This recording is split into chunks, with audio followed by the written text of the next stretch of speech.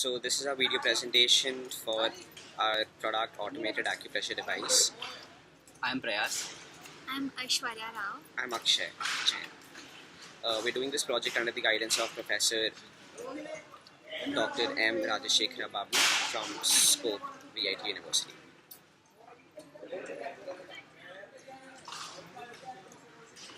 So our presentation for today will go about the following topics. We're going to cover the importance of the area that we're working for, the problem statement that we solve, the objectives of our project. We've also provided a feasibility analysis and the scope of the project, a basic list of the functional and non-functional requirements, a model of how our device and product will look like, along with the software and hardware requirements. So now, to give a brief introduction, we're devising an automated product that will provide acupuncture for people living in rural and remote areas. So usually these kind of people do not have access to medical facilities like doctors and medicines, so they aren't able to get sufficient medical treatment. So because of this problem, we decided to have a mobile device that will automate and to cure problems such as headaches, stomach aches, and basic ailments which people in these remote areas can't travel to get medicines for. So first thing that we like to cover is to target rural areas so that we have a social impact. Because of this, we have made our device mobile. It's a small, tiny device. It can be transported easily. You won't need any professional supervision because a GUI will be provided. You can just input what symptoms you're facing and the device will automate your acupuncture for you. You can't get any overdosage or wrong prescription because there is no error in that manner and there are no side effects to acupuncture. The device is very easy to use. You would not require any previous knowledge and you can do it to yourself. You can self-treat yourself. You don't require anyone assistance for using our device. So basically, we'll go through the problem statement of our project. So the main points which would be covered in the problem statement are to develop a healthcare device to tackle the inadequate medical facilities in rural and remote areas. So basically, when you talk about a rural area, there are very less medical facilities provided to such people, and there are a lot of problems faced by them. So this particular device would help solve such problems. Talking about the objectives, we would provide healthcare services to rural and remote areas, as I mentioned in the problem statement. Plus, we will also study to reach acupressure and implement the same. So the studies will be based on how a particular acupressure device functions, and we would implement the same in our project.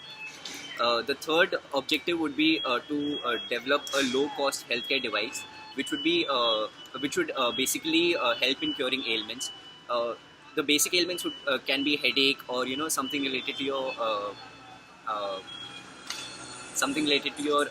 internal body parts such as your heart or your lungs or something like that, and all the pressure points are basically in your hand. And the last part would be to develop a market ready product that could make a social impact. So talking about the feasibility analysis, this is where we see how feasible our product would be before we start implementing and working for the software and hardware requirements and everything. So we need to make sure that it is feasible in the end. We don't end up wasting our time, that the product we are making, the device we're making is actually feasible to make and for it to be usable for the general public. So we'll be covering 4 points under the feasible analysis: finance, market, technical, and social. For finances, the approximate cost of the product, considering all the hardware, software, things that we need, is approximately rupees 1900, and which is kind of affordable compared to all the other medicinal devices and machines that are there, which are probably like somewhere in lakhs and all. This is just a 1900 device which helps you cure your basic ailments. Then coming on the market, the audience for our product is very specific. It's only it's targeted towards the rural areas and remote areas. So while marketing, it'll be very easy to focus on what kind of audience we're looking at, and it'll be very easy to sell. Then coming on the technical side, there is no technical knowledge required to use this device. You don't need to be an engineer to use this device. Any normal human being can use this device. All you need to do is, like, you just need to know how to basically switch on or off the computer. Then coming on the social side, since it's marketed towards the rural areas and remote areas, it's basically working towards a social impact. We're trying to make a difference in society by providing healthcare facilities to the needful who cannot, who do not have access to such things in general. Okay, so now we're going to talk about the scope of the market. So, our target audience is North America because they've always been extremely interested in Asian healing techniques. Like, they're extremely interested in yoga, in acupressure, acupuncture, and I think we believe that they would be extremely interested in an automated device to solve basic healthcare problems. Asian subcontinent because government, mainly government, for providing medicine free healing to the rural areas.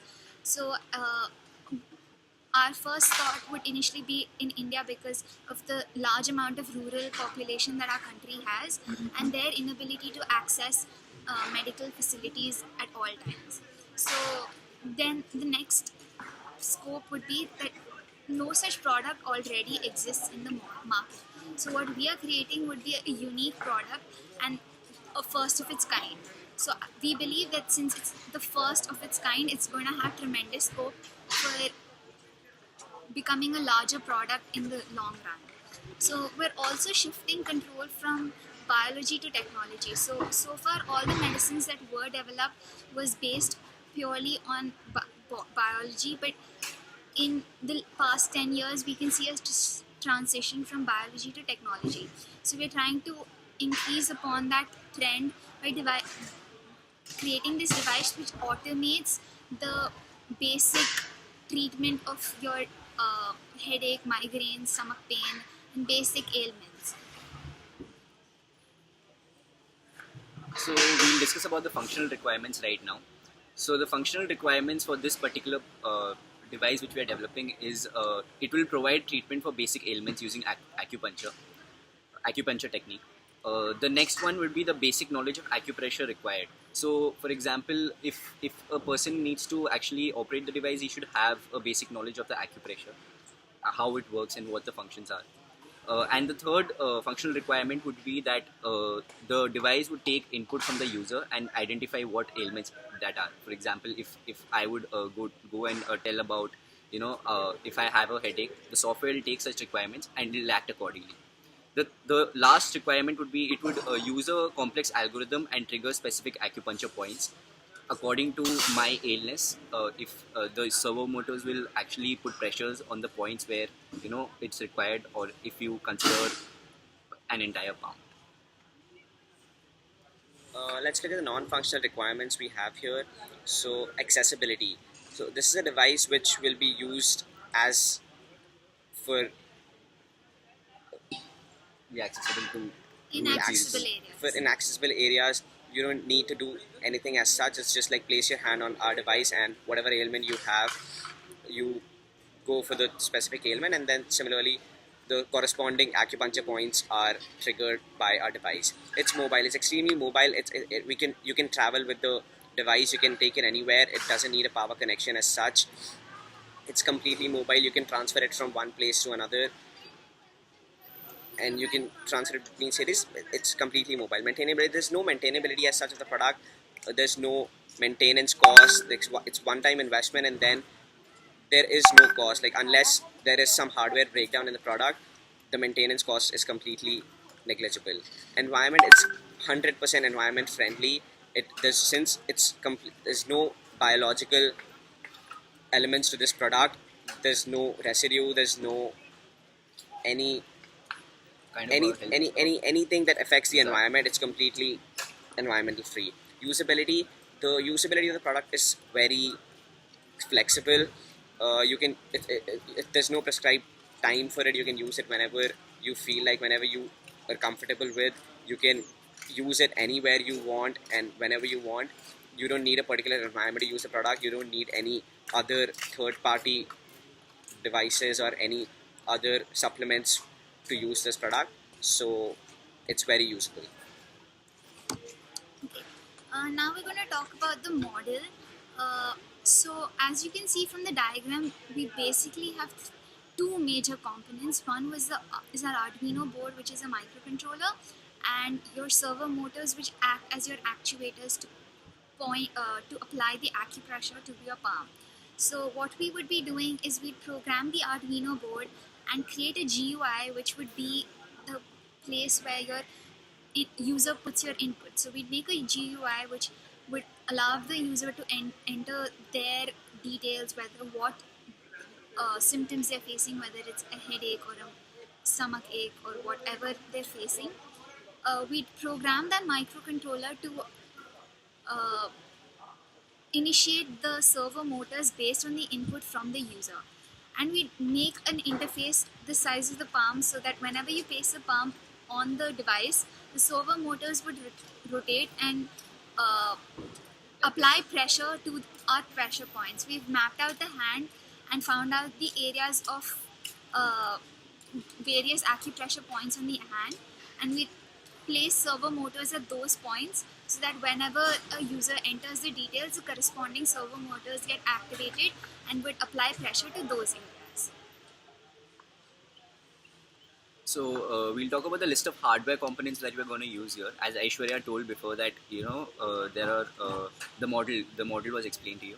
So to be specific, the Arduino category which we're going to use here is Arduino Act Mega 328P, which would consist of 32 kilobits of memory and 8-bit chip size. The second one will be the servo motors to actually apply the pressures. The third would be the jumper wires for the connections, and the fourth would be the USB to the USB A to connect your PC to the device. So talking about the Arduino, as Prayas mentioned, the model we'll be using is Atmega 328P. It's available easily on Amazon and other online stores. The price is around $1,500. The RAM size is 8 KB. Memory is it's static RAM. It's 5 volt, and it's basically the brain of the project. It's where all the algorithm is stored. This is what we go. This is how we control which servo motor to act, like which servo motor should trigger when.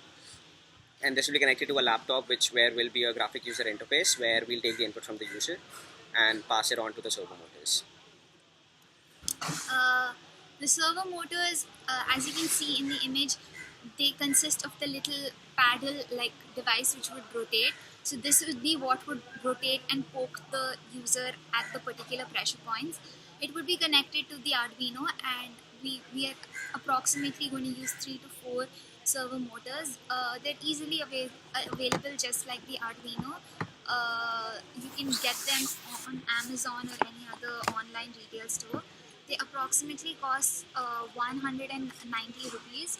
So they're pretty light as well. So this makes our device very mobile and you can move it around easily. I think that's it. Also, one thing about servo motors, how they're different from the regular DC motors, is you can control the Angle angle of by rotation. which you're rotating. So in DC motors, if you connect it, it just starts rotating on its own. In this, you can code how, by what angle, for what duration, and you can control Speed. the complete movement of the product. So this is how servo motors are different. That's why we're using these motors instead of the other motors. So the software which we're going to use is Max Runtime, which would uh, follow up on the interface part. So it is the version 7, and it would basically you can build your own software accordingly, and the you can use control visuals with the audio, and you can also record your real-time features and playback in high quality. And these are some of the references that we used for developing and figuring out our project. Okay. Thank you very much. Thank you so much. finished in exact 15 minutes.